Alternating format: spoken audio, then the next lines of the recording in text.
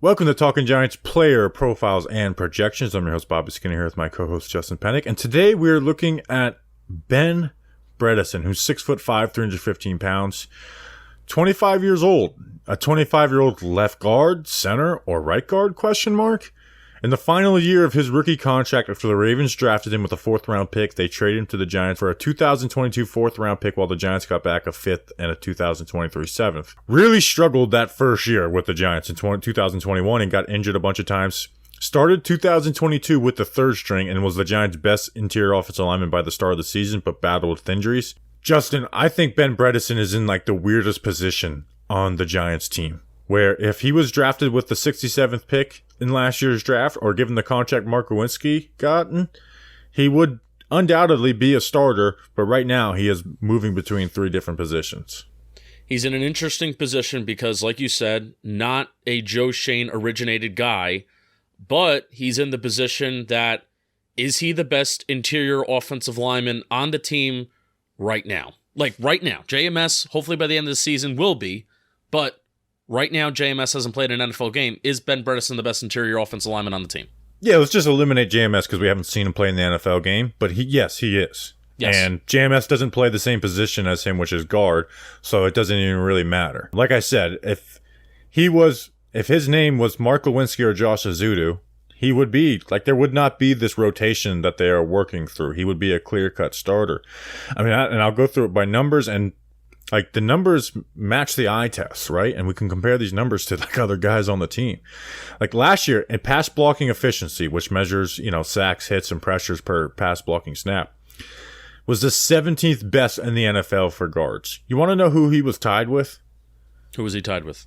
Kevin Zeitler.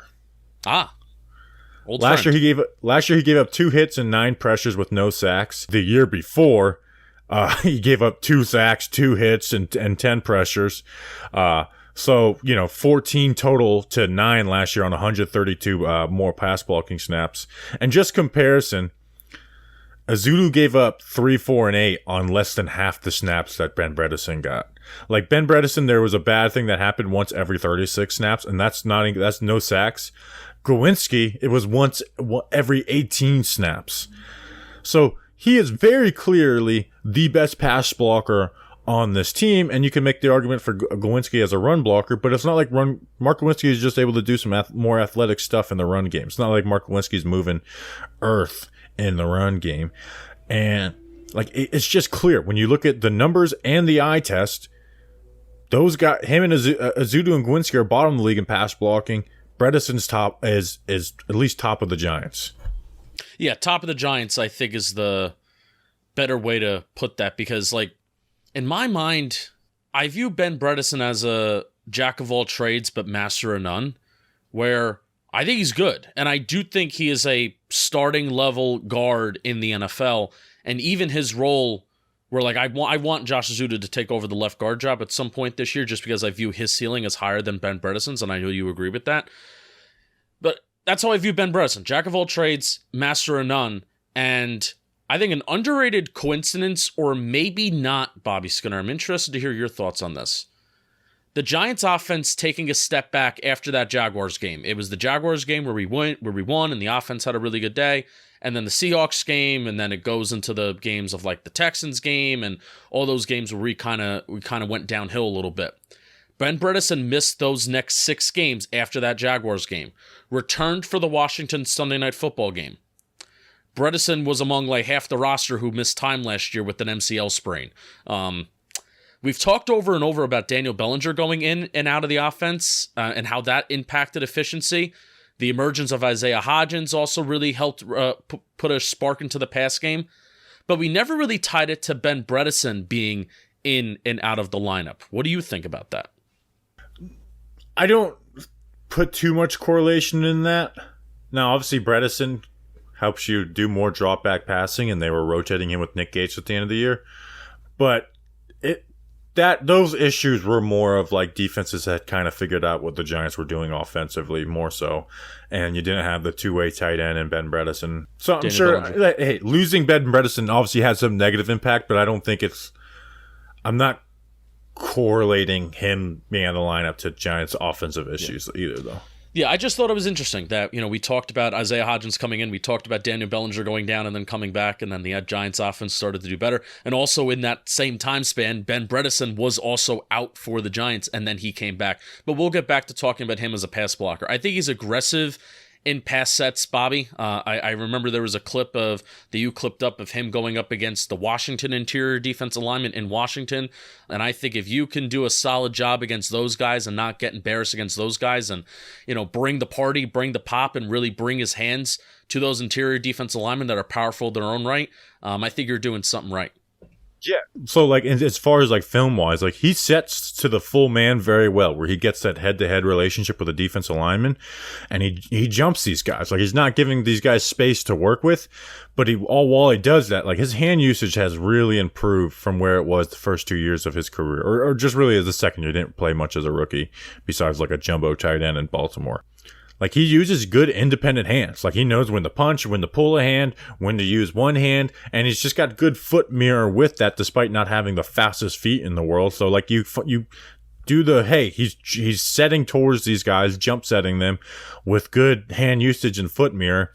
It leads to solid pass blocking. This guy, again, we're talking about him in, the context of being on the New York Giants. Is Bredeson, some great pass blocker in the NFL? No. But for a league that is struggling to find competent offensive linemen, struggling, man, Bredeson is one where, he's good enough to play in the NFL and good enough to start, and especially on the New York Giants. To me, there's no excuse for him not to start. Again, I will say this. If he was drafted last year with the 67th pick, or given the 3-year, $18 million contract that Mark Lewinsky got, there's no way in hell this guy's not starting in a full-time role. There's no way in hell. Yeah, it's I simply agree. Those guys have bigger investments in them from this regime.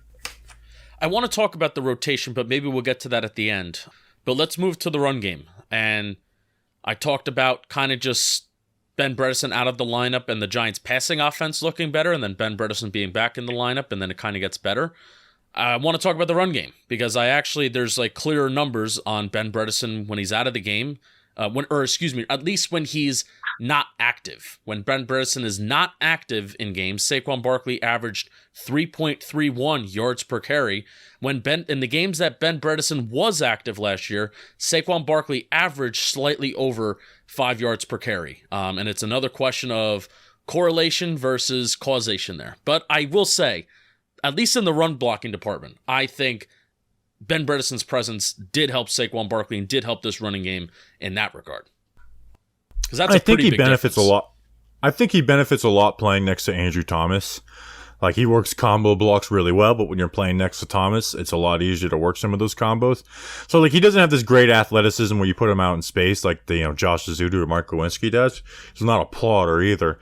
But what he does well is he keeps square and doesn't lose blocks. But he's not pushing guys like crazy unless he's doing a combo block, but he does a good job of staying square, not losing, having bad posture and not being disengaged consistently. Anything else on the run game? Because now I guess we can talk about the rotation. Yeah, let's do it. I think the Giants are going to do some funky stuff.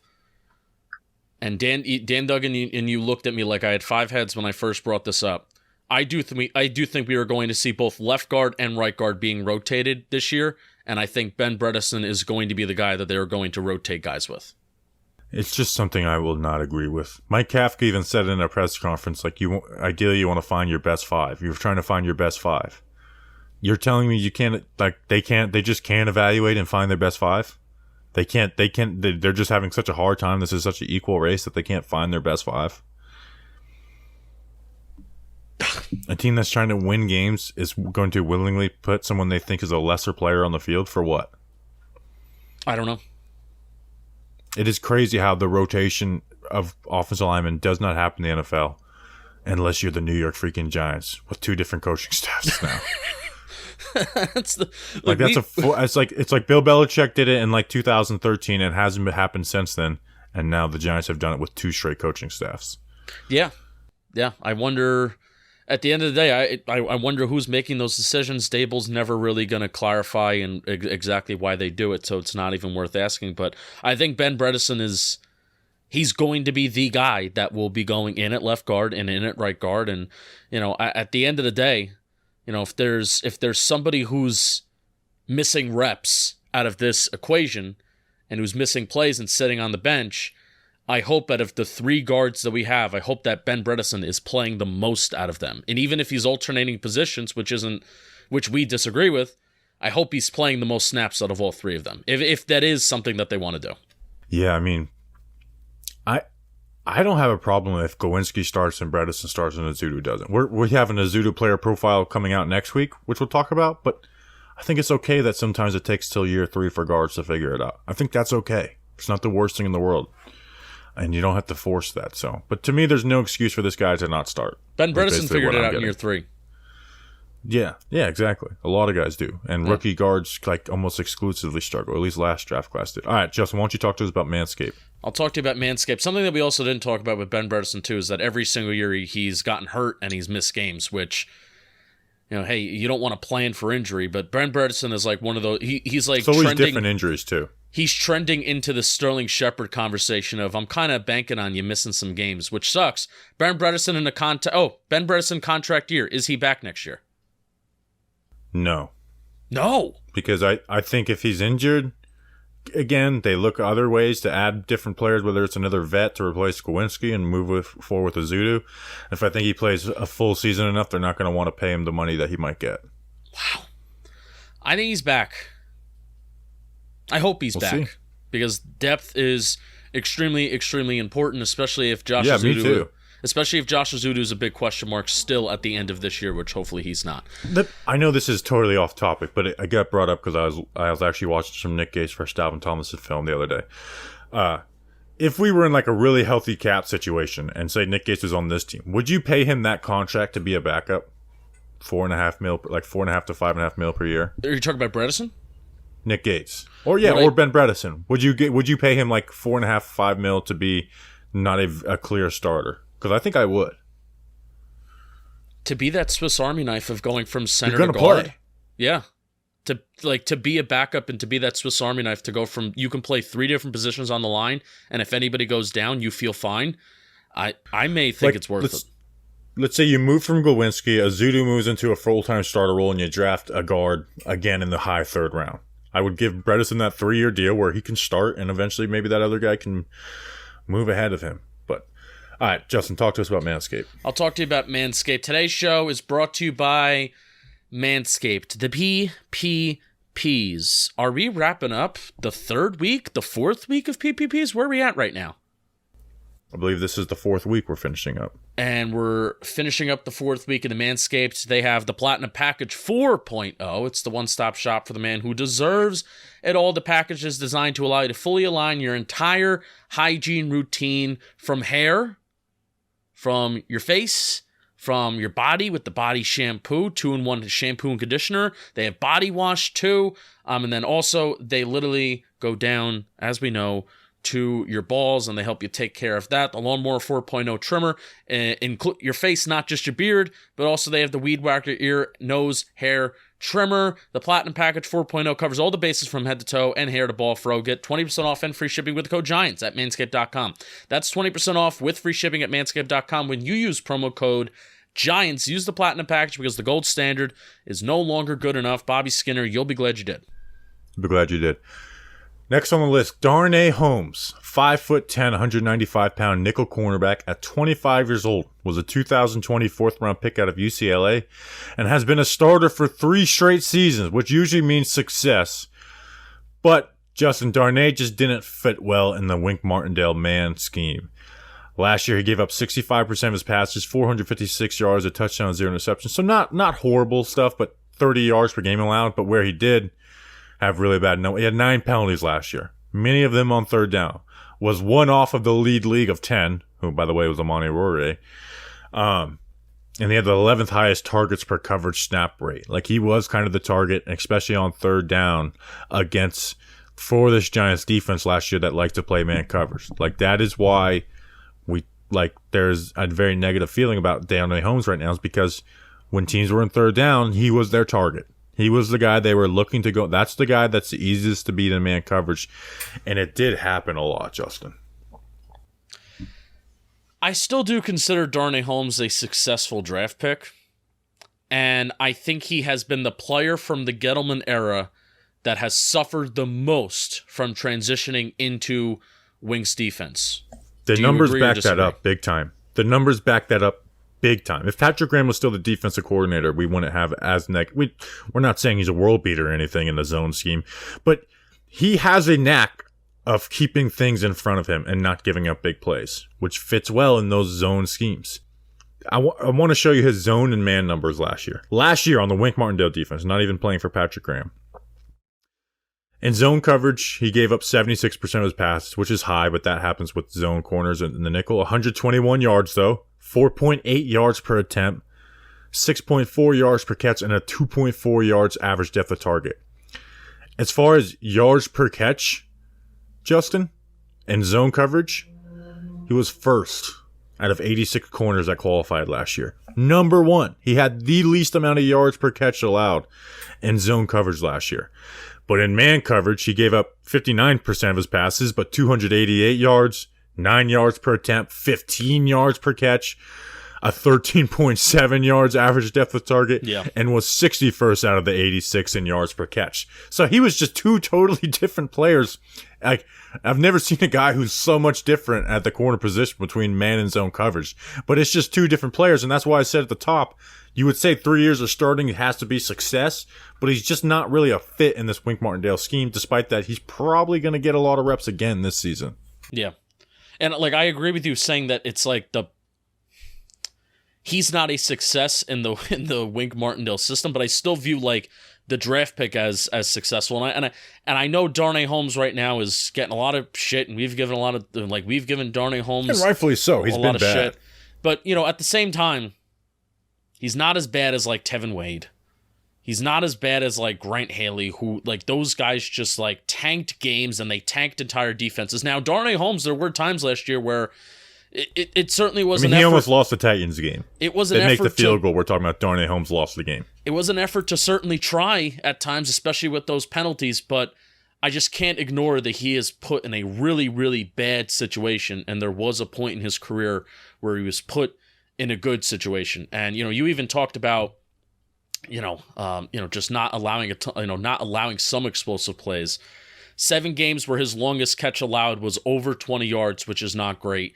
And in the final 9 games of the season, there were 6 games where Holmes allowed at least 45 or more receiving yards. So 9 of the 15 games he had over 45 yards allowed. And that second most on the team to Fabian Moreau. And that came in like the second half of the season where he was getting targeted more and more, and where you were hoping that maybe the Giants would adjust, but they just couldn't. They just couldn't. And I think, what we're seeing in camp right now with the certain corner alignment with the 2 rookies on the outside and Adoree Jackson in the slot, I think that's not necessarily a reflection on that's what they want to do, but I think that's a reflection on just the options the Giants have at slot corner, and Darnay Holmes being one of them. Yeah, like in man coverage, he just loses at the stem, playing from that trail technique, and he just simply doesn't have the length to recover to get into the catch space. So he's just not good in that trail. But again, like he fits in his own scheme. Like he just has a knack, like I said, of keeping things in front of him and not giving good big plays. Like, he's middle of the pack with snaps per reception for slot cornerbacks. Like 16 nickel cornerbacks gave up more yards than him last year, which was surprising to see because for a guy who played essentially the whole season besides that one Zion Gilbert game. What was Darnay missing for? Was it having a kid or something? I can't even remember in that Washington game. It's just he doesn't really make any plays in this scheme. The pass interference that wasn't pass interference Sunday Night Football to end the game against Washington, in Washington was fun. Won us the game. Yeah, that's crazy. It's like he was second most in penalties, and probably like one of his more egregious ones didn't get called. Yeah, at least the one that people remember the most. But like I said, he just loses at the stem of the route in man coverage, and he doesn't have the length. Like that's why he's targeted on third down. Because hey, we know we're getting this man coverage. That's who we're gonna go at. And that's why he's had a lot of completions allowed on third down and, a lot of penalties on third down. Yeah. And being asked to play in man coverage too. Like in general, you talked about his average depth to target. His average depth to target really exceeded his previous career numbers and where he was around, and that's just because scheme that he's being asked to play in. I believe it was 9.0 versus 2021. It was 7.7, and then 2020 it was 5. It was 5.1. So being asked to do more, and the dude just doesn't. I feel it's like people trash on him, and I feel bad just because it's not who he is. That's not the type of player that he is. And I still feel like even within him not fitting the scheme well, like I said, it's not a disaster, but it's still pretty bad. I hate that we're doing this on a player profile episode, but Joe Shane the other day talked about how we're 25th in the waiver order, so we're looking at maybe making swaps with players and stuff. Do you think Darnay is the conversation at any of that?